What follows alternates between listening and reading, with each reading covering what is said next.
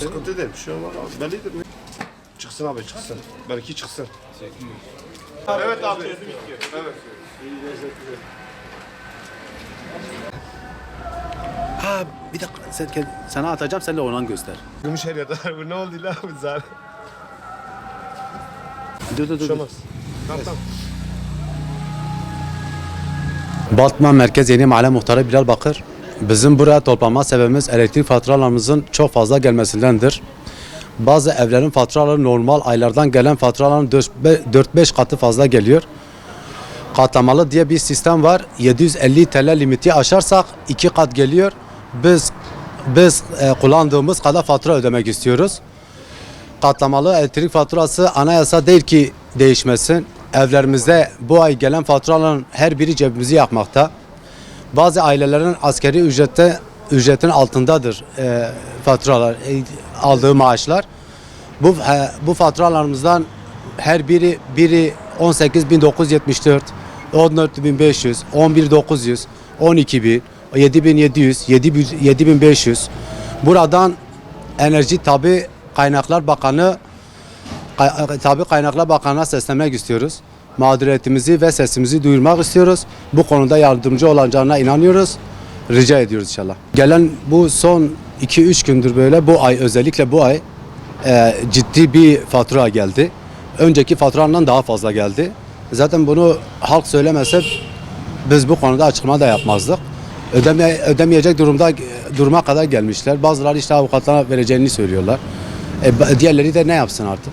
Yeni Mahalle 1010 sokak mahallede oturuyorum. Faturamız 8.000 geldi. Normalde her ay 2-3-4 arası geliyordu. Bu ay maşallah şişirmişler. Biz halk olarak elhamdülillah bizden daha düşük insanlarımız var. Yani biz bugün ödeme imkanımız sıfır. Ama bizim alt mertebede olan insanlarımızdan dolayı biz aciziz. Biz yetkililerden bu çağrımıza yardım etmelerini istiyoruz. Gereken tüm güçlerini kullansınlar. Mağdur oluyoruz. Devlet olarak ellerinden ne geliyorsa onu yapsınlar. Nasıl olacak? Bu devletin yapımıyla olacak yani. Allahu alem, herhalde diyorlar ki 2 kullanıyorsan 4 geliyor, 4 kullanıyorsa 8 geliyor. O zaman gariban evinde ne yapsın? Buz mu tutsun?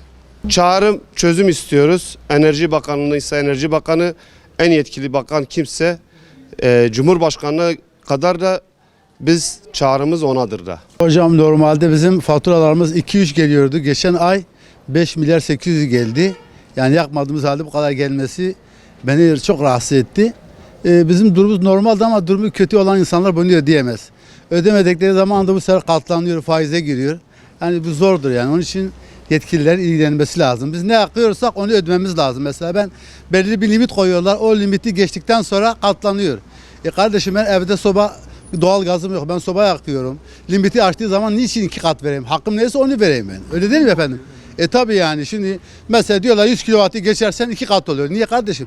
Belki ben 150 kilovat harcarım. Yani niçin öyle bir limit koyuyorsunuz ki yani? Evde donalım mı yani kardeşim? Bunu mu istiyorlar? O zaman yakmayalım, hep beraber donalım o zaman. Öyle değil mi abicim? Tabii bu zulmün bitmesi lazım. Büyüklerimizin bununla ilgilenmesi lazım yani. Çocuklar evde titriyor, korkudan sobayı yakamıyorlar ya. Fatura yüksek gelecek diye evde yorgan altına yatan insanlar var. Sobasını yakmıyor. Sobası var, korkudan yakamıyor.